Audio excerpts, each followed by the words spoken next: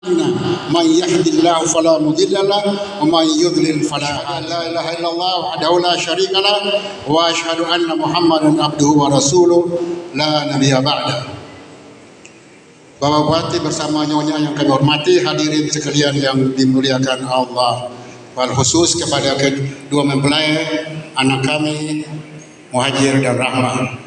Marilah kita sama-sama bersyukur kepada Allah Subhanahu wa taala bahwa pada saat ini kita diberikan kesehatan, kesempatan dapat menghadiri acara resepsi ini sebagai tanda syukur kepada Allah Subhanahu wa taala bahwa telah terlaksananya proses akad nikah atas kedua anak kami tadi pagi. Salawat dan salam semua tercurahkan kepada junjungan kita Nabi Muhammad sallallahu alaihi wasallam bersama keluarga, para sahabat dan pengikut semua. Mudah-mudahan kita semua menjadi orang-orang yang mendapat rahmat Allah, kasih sayang Allah sampai akhir nanti. Hadirin yang berbahagia, kedua mempelai yang sangat berbahagia, Allah Subhanahu wa taala dalam surat An-Nisa ayat 1 di akhirnya mengatakan, di ayat 3 mengatakan, wa in fankihu ma taba lakum minan nisa'i masna wa sulasa wa ruba'. Fa in khiftum alla ta'dilu fawahida aw ma malakat aymanukum. Artinya nikahlah, bukan kawin, nikahlah kepada kamu itu perempuan 2, 3 atau 4. Jadi perintahnya itu adalah menikah 2, 3 atau 4. Tapi dia bukan sebagai sebuah syarat yang absolut. Tapi yang ada alternatifnya adalah fa in khiftum. Kalau kamu takut tidak bisa berbuat adil di antara mereka, fawahidah, maka cukup satu saja. Karena adil itu susah. Adil itu bukan 10 bagi 2 sama dengan 5, tidak. Ada keadilan yang distributif dan ada keadilan yang kumulatif. Jadi dia harus bersifat alternatif itu, maka kita memilih ya satu. Jadi ibu-ibu jangan karena terbawa dengan kondisi HAM, itu tidak sesuai dengan HAM. Jangan sekali-sekali bertentangan dan menantang hukum Allah. Hukum manusia tidak abadi dan tidak sempurna. Hukum Allah yang maha sempurna. Karena Allah sangat maha adil. Dia bilang kalau kamu tidak bisa adil, cukup satu. Kepada anak kami, ingatlah bahwa pernikahan itulah menggabungkan daripada kedua sisi yang berbeda, kebiasaan yang berbeda. Yang berikut, pernikahan itu membatasi hak asasi salah satu di antara pihak itu. Kalau dulu belum menikah, tidak ada yang melarang. Dia mau jalan pulang jam berapa itu urusan dia. Tapi kalau dia sudah menikah, maka ada yang punya hak dan kewajiban. Jadi harus tahu itu, Muhajir. Sekarang kau sudah terikat. Jadi bukan lagi orang-orang bebas, tapi orang-orang yang terikat dengan ketentuan dan syariat. Takutlah kamu kepada hukum Allah, karena hukum Allah itu sangat adil dan dia akan menjadi sesuatu yang akan membawa kita kepada jalan kebenaran dan rahmat dan kasih sayang Allah. Tadi disampaikan mawaddah warahmah, sakinah, mawaddah warahmah. Orang selalu bilang itu. Tapi apakah itu makna yang sesungguhnya? Sakinah itu artinya sakana yaskunu, uskun, tinggal, diam, tinggal bersama. Mawaddah itu adalah wadi, artinya lembah atau tempat kolam orang bermukim di dalamnya. Jadi orang bertinggal atau berada dalam tempat, dia tinggal di sana, kemudian dengan rahmat dan kasih sayang Allah. Sakinah, mawaddah, warahmah. Karena ini sudah populer, maka dia sebagai sebuah brand, tren ya. Karena mawaddah, warahmah, sakinah, mawaddah, warahmah. Tapi maknanya bahwa dia menentukan kutub-kutub yang berbeda itu untuk menjalani hidup di bawah rahmat dan kasih sayang Allah.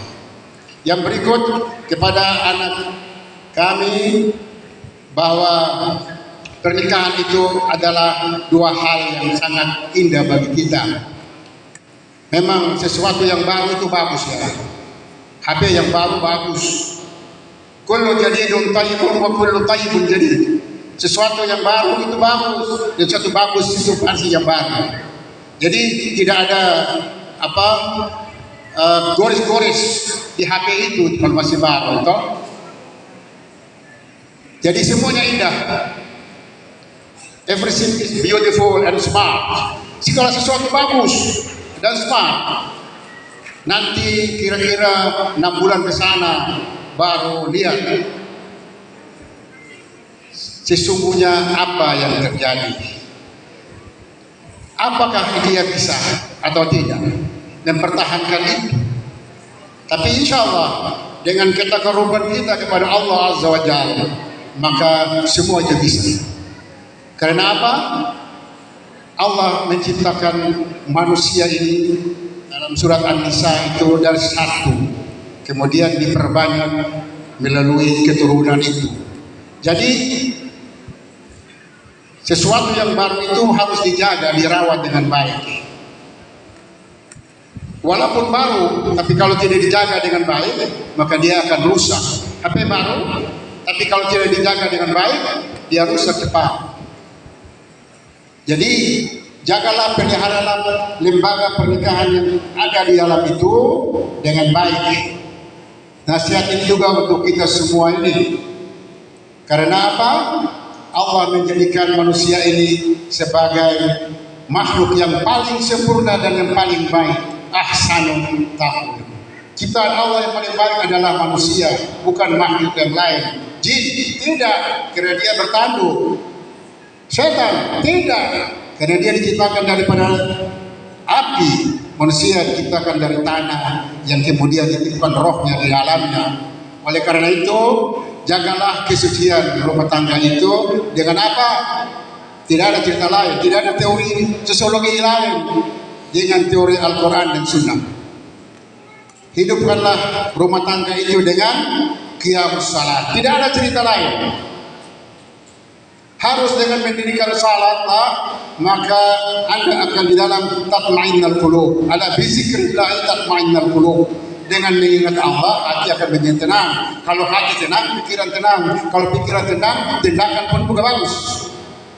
Oleh karena itu, Muhadir dan Rahma, jadikan rumah tangga itu adalah wadah yang akan menjadikan kamu dalam kehidupan yang sakinah, yang tenang itu dengan yang pertama, ingat baik-baik, dirikan salat. Tidak ada cerita, harus mendirikan salat, karena salat itu lebih yang agama. Tidak ada yang lain, tidak ada ilmu lain lagi. Harus kamu berdua dirikan salat yang baik, pegang itu salat baik-baik, supaya hidup itu akan menjadi tenteram. Tidak kaya, tidak, tetapi ada barakah di dalam kehidupan itu. Belum tentu orang yang uang banyak itu dia mendapat ketenangan hidup, tidak. Dia berpikir besok terjadi inflasi, runtuhlah seluruh kerajaan ekonomiku. Tapi kalau orang salat dia tidak. Inna salati wa nusuki wa mahyaya wa mamati lillahi rabbil alamin. Semua itu kembali kepada Allah. Bahwa tadi di dalam khutbah nikah, cuma saya khutbah nikah tidak diterjemahkan sehingga yang membaca dengan yang mendengar sama-sama tidak faham. Salatnya seorang yang telah berumah tangga lebih afdal dari 70 rakaat. Satu orang yang sudah berumah tangga itu lebih baik daripada salatnya orang yang belum berumah tangga 70 rakaat. Itu kemuliaan yang Allah berikan kepada orang yang telah berumah tangga. Oleh karena itu, peganglah wasiat Rasulullah SAW itu. Jadikanlah salat itu sebagai pegangan hidup kita. Karena di akhirnya nanti yang dihisab pertama di yaumul qiyamah adalah salat. Kalau ente orang punya salat bagus, kullu tayyib. Kalau salatnya baik, tidak bagus, ya amal-amal yang lain tunggu dulu. Jadi dia adalah utama dan terutama. Dia adalah mainstream dalam kehidupan kita. Jadi Haji dan Rahma dan kita semua sebagai seorang muslim jangan tinggal salat. Itu saja, pegang dia baik-baik. Karena tanpa itu bahtera itu, kapal itu akan terombang-ambing. Kalau melewati Selat Egar ke sana itu kapal akan terhayal di kanan. Jadi kita berharap kita semua ini menjadikan kehidupan kita ini sebagai sebuah ujian untuk mencapai redha Allah Subhanahu wa taala. Seindah apapun dunia ini, seindah apapun jabatan ini, seindah apapun harta yang kita miliki, kedudukan dan sebagainya, dia akan finish pada titik tertentu, berakhir masa jabatan, berakhir masa kehidupan, dan ya'udu ilallah, kita kembali kepada Allah Azza wa Jalla. Dan untuk sampai ke dalam sana itu harus dibekali dengan perbekalan amal ibadah yang cukup, dan karena amal ibadah yang pertama adalah salat. Jadi saya berharap Muhajir dan Rahma, kalian berdua adalah orang-orang intelektual, sarjana, satu sarjana teknik informatika, satu sarjana agama, itu sudah bagus. Jadi tinggal dirawat dan seterusnya. Jangan lupa itu adalah sesuatu yang utama sekali. Jadi mudah-mudahan nasihat yang singkat ini bisa membuka kita semua ini untuk mereview kembali tentang apa yang tidak kita lakukan dalam kehidupan kita ini. Mudah-mudahan kita semua mendapat rahmat dan kasih sayang Allah, sehingga akhirnya nanti ketika kita kembali kepada Allah, kita dalam keadaan husnul khatimah indal maut. Ketika kita akan meninggalkan dunia yang fana ini dengan kalimat la ilaha illallah.